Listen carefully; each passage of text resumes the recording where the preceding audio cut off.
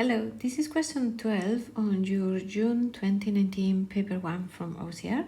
You have a curve that has this equation, a is a constant greater than 1, and you have to show that dy by dx is this expression here. So we have a constant and the exponent is a function, so we are going to use the chain rule. Yeah, we have the y is a constant and to the power of u, where u is 3x squared. So if we use the chain rule, we have that dy by dx is going to be u prime, and then a to the power of u ln a. That's how we differentiate a number to a power. Yeah, so this one goes here, derivated, and then the power doesn't change, and ln a when this is different than e. And if u is 3x squared, u prime is going to be 6x, just derivating. So putting these things together, dy by dx is going to be 6x a to the power of 3x squared ln a. That's what we have here. Yeah, there is not much more to show really. B, the tangent at point 1a cubed passed through this point. Find the value of a, giving your answer in exact form.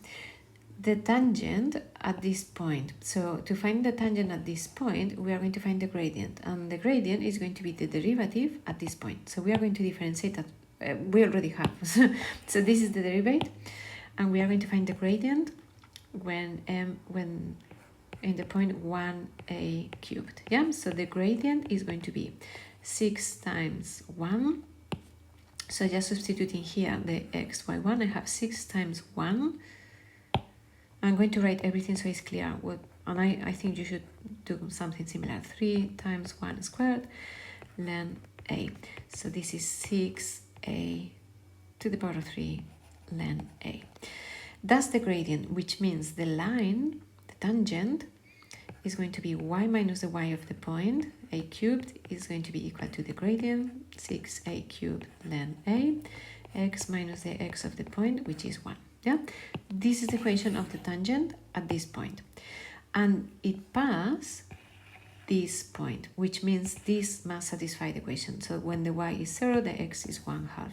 So y is 0 means that I have minus a cubed equal to 6a cubed ln a, and x is 1/2. 1/2 minus 1 is minus 1/2. I can cancel the a3, I can cancel the minus, and I have that 1 is going to be 6 ln a multiplied by 1/2, so I can just multiply here by 2. I think it's just better 2, which means ln a is going to be 1/3, which means a is e to the power of 1/3. And that's the exact value. We are not going to evaluate it with the calculator. Yeah. Then C says, by considering the second derivative, show that the curve is convex for all values of x. Remember, convex is when the second derivative is positive. So we are going to check that the second derivative is positive, and for that we need to differentiate again. So I'm going to find the second derivative. So d2 second derivative is going to be equal to, this expression has to go, I can or cannot. So if you see the mark scheme, you can use a, or you can use the value of a that you have found. So it's a bit up to you. I think I'm going to use this value, because then ln of the value is just 1/2. It becomes a bit simpler. Yeah. So this is the derivative. So you're going to get the marks either way, yeah, using the value that you found or not.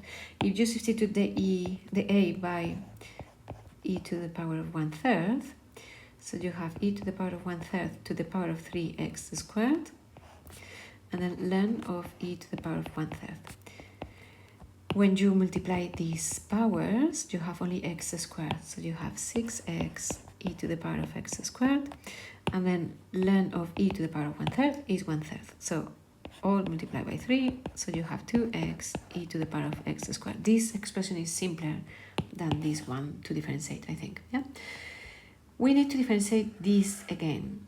We are going to use the product rule because we have two functions. So we can say that this is our function u and this is v.